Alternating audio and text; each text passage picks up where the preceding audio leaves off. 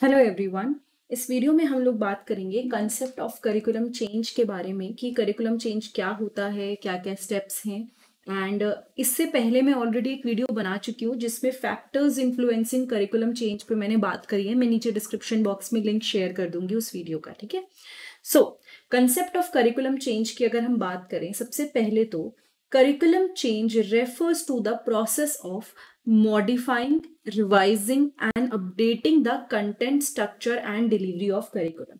यानी पहले आपके पास एक करिकुलम था, आपको लगा कि इसके अंदर मॉडिफिकेशन की जरूरत है, चेंजेस की जरूरत है, उसके अंदर रिवीजन की जरूरत है, तो आपने ये सारी चीजें करी। साथ ही साथ आपने कंटेंट को अपडेट कर दिया, ठीक है। आपने पूरा उसका स्ट्रक्चर चेंज किया एंड साथ के साथ अब आप क्या कर रहे हो, जो डिलीवरी है करिकुलम की आपने वो चेंज कर दी।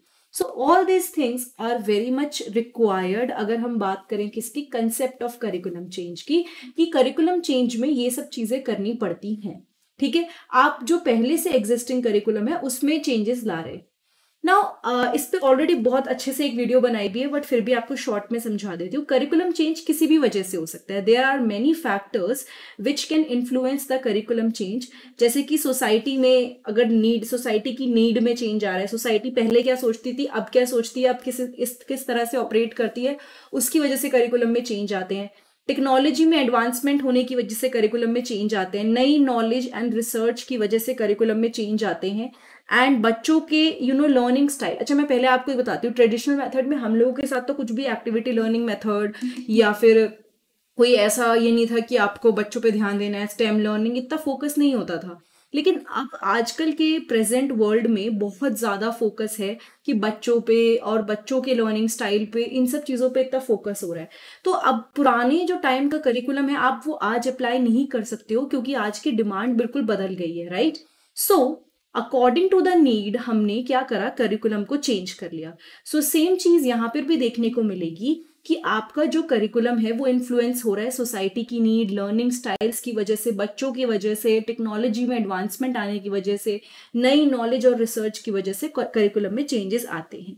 नाउ ऑब्वियसली पर्पस क्या होगा, आप चेंज क्यों लाना चाहते हो, क्योंकि आप कहीं ना कहीं जो इफेक्टिवनेस है एजुकेशन की, एजुकेशन जिस तरह से पढ़ा रहे हैं हम, जितना वो फायदा कर रही है उसको हम बढ़ाना चाहते हैं कि और फायदा करें।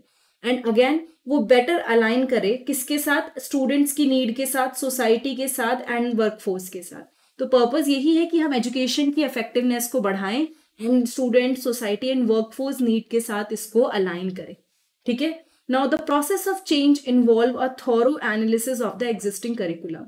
अब इसके अंदर क्या होता है ना, हम लोग अगर हम चेंज करना चाहते हैं करिकुलम को, तो जो प्रेजेंट करिकुलम अभी है उसको हम लोग अच्छे से एनालाइज करेंगे। क्या करेंगे, उसको अच्छे से एनालाइज करेंगे। हम देखेंगे कि इस प्रेजेंट करिकुलम की क्या स्ट्रेंथ है, क्या वीकनेसेस है, और हम उस सब के बेसिस पे एक प्लान डेवलप करेंगे जो कि हमारे करिकुलम को अपडेट करेगा या मॉडिफाई करेगा, ठीक है। ये समझ में आया। नाउ ये काफी कॉम्प्लेक्स एंड चैलेंजिंग प्रोसेस साबित हो सकता है, जिसमें आपको कई सारे स्टेक होल्डर्स इन्वॉल्व हो सकते हैं। ये कोई एक टीचर बैठ के करिकुलम चेंज नहीं करेंगे, ऑब्वियसली बहुत सारे लोगों की राय लेनी पड़ती है, बच्चों की, टीचर्स की, जो स्टेक होल्डर्स हैं, एडमिनिस्ट्रेटर्स हैं, जो सब्जेक्ट मैटर एक्सपर्ट्स हैं, आप सबके साथ मिलकर एक प्रॉपर एक प्रोसेस की वे में इस करिकुलम में चेंजेस लाने की कोशिश करते हो। So it is quite a complex and challenging process, जो थोड़ा मुश्किल पड़ता है, लेकिन ऑब्वियसली करना हमें सबको साथ में लेकर ही है, क्योंकि अगर आपने इंपॉर्टेंट लोगों को इन्वॉल्व नहीं करा तो फिर कैसे काम चलेगा। आपने उन लोगों को इन्वॉल्व ही नहीं किया, और सबसे इंपॉर्टेंट चीज है कि यहाँ पर आप अगर उनको इन्वॉल्व नहीं करेंगे तो वो लोगों का जो मतलब फीडबैक है वो आपके करिकुलम में तो आएगा ही नहीं, तो फायदा ही नहीं होगा उसको चेंज करने का, है ना। एंड अगेन अगर आप चाहते हो कि चेंज अच्छे से हो, इफेक्टिव हो, तो केयरफुल प्लानिंग की बहुत जरूरत है, और साथ के साथ उसको अच्छे से इंप्लीमेंट करने की जरूरत है। और ऑब्वियसली फिर से हम नया कुछ चेंज करके अगर इंप्लीमेंट करेंगे तो हमें इवैल्यूएशन की जरूरत पड़ेगी कि जो ऑलरेडी हमने इंप्लीमेंट करा है क्या वो अच्छे से चल रहा है, क्या वो अच्छे से काम कर रहा है। एंड साथ के साथ हम लोग फोकस करेंगे कंटिन्यूअस इंप्रूवमेंट पे। So effective change also require careful planning and implementation ongoing evaluation and continuous improvement. ठीक है, कई सारे मॉडल्स ऑफ करिकुलम चेंज हैं जो हम लोग यूज कर सकते हैं। ये अच्छा, ये आप छोड़ भी सकते हैं इस पॉइंट को, ये अभी तक हम लोगों ने कवर नहीं किया है। मैं जब फ्यूचर में कवर करूंगी तब इस बारे में हम लोग बात करेंगे। अगेन, हम लोगों को जो भी मॉडल यूज करना है सोच समझ के, नीड को दिमाग में रखते हुए करना है। एक बार फिर से मैं बता देती हूँ, देखो जब करिकुलम बनाते हैं और जब चेंज करते हैं बहुत हद तक सेम ही चीज है। ठीक है, तो यहाँ पे भी आप क्या करोगे, नीड असेसमेंट। आप ये देखोगे कि करंट नीड क्या है और आप एनालाइज करोगे। यहाँ पे बस पहले हमने एनालाइज प्रेजेंट करिकुलम को नहीं किया था, सीधे नीड असेसमेंट किया था।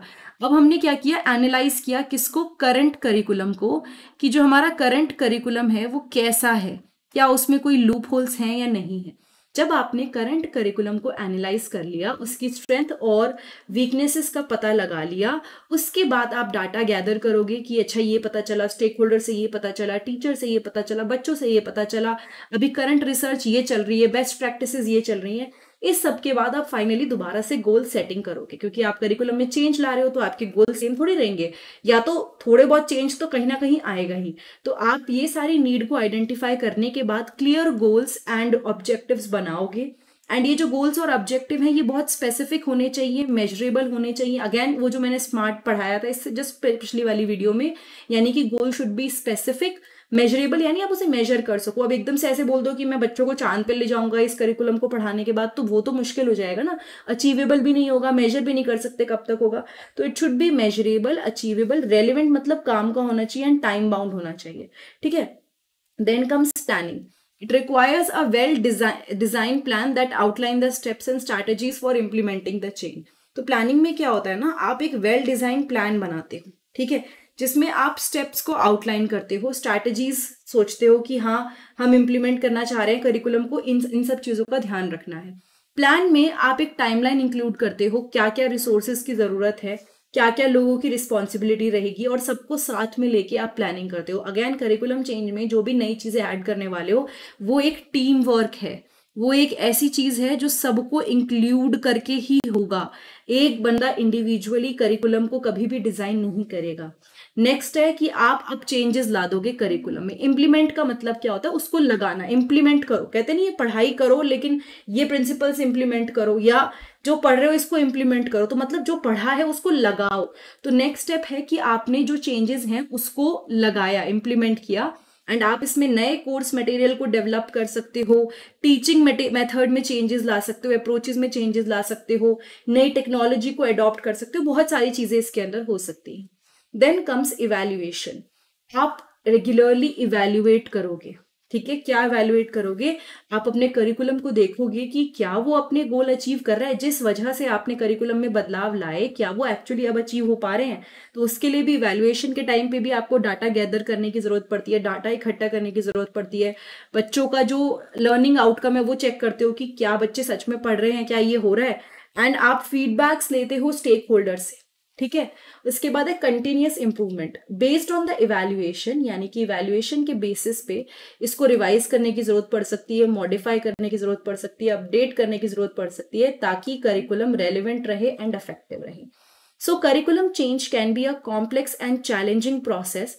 ईजी नहीं है ऑब्वियसली, आपने इतना जो बेस है उसमें कहीं ना कहीं आपको चेंज लाना है। So it's a complex and challenging process, जिसमें आपको कई सारे स्टेक होल्डर्स को इन्वॉल्व करना पड़ेगा, जैसे कि educators, administrators, subject matter expert, students, parents, and साथ के साथ केयरफुल प्लानिंग करनी है, इम्प्लीमेंटेशन करना है, इवैल्यूएशन करना है, और फिर दोबारा से इंप्रूवमेंट करना है अगर कोई लूप होल दिखता है तो।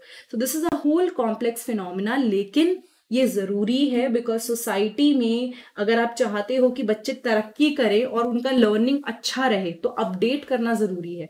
15 साल पहले का करिकुलम आज नहीं अप्लाई हो सकता। इनफैक्ट गवर्नमेंट भी पॉलिसीज निकालती रहती हैं अकॉर्डिंग टू द चेंजेस, कि अब बच्चों पे फोकस किया जा रहा है। एक टाइम पहले तक पूछते भी नहीं थे कि बच्चों को क्या आ रहा है, लर्निंग स्टाइल क्या है, कोई फर्क नहीं पड़ता था, एक ट्रेडिशनल मेथड यूज होता था। लेकिन आज ये केस नहीं है। आजकल स्कूल्स में बहुत प्रेशर है टीचर पे कि लर्निंग स्टाइल्स को ध्यान में रखना है, एक्टिविटी बेस्ड लर्निंग करनी है। So all these things are very important. Now कुछ इंपॉर्टेंट पॉइंट, अगर ये वीडियो आपको थोड़ी भी अच्छी लगी है या समझ में आया है तो प्लीज़ चैनल को सब्सक्राइब जरूर कीजिएगा, इससे मुझे बहुत मोटिवेशन मिलती है to make more such videos. And bell button को क्लिक कीजिएगा ताकि आपको नोटिफिकेशन मिले। साथ के साथ आप लोग प्लेलिस्ट चेक कर सकते हैं, प्लेलिस्ट में बहुत सारे टॉपिक्स मैंने कवर करे हैं, सब्जेक्ट वाइज मैंने प्लेलिस्ट बना रखी है। मेरे चैनल पे प्लेलिस्ट पे जाके क्लिक करिएगा, आपको सारी वीडियोस मिल जाएंगी। और आप वेबसाइट पे जा सकते हैं फॉर द एक्स्ट्रा मटेरियल। साथ के साथ इसकी बुक नोट्स की बहुत जल्दी पब्लिश होने की कोशिश है, अभी टाइम लगेगा लेकिन जैसे ही होगा मैं उसके ऊपर अपडेट दूंगी। एंड अगेन आप शेयर भी कर सकते हैं वीडियो को अगर आपको ये वीडियो अच्छी लगी। Thank you so much.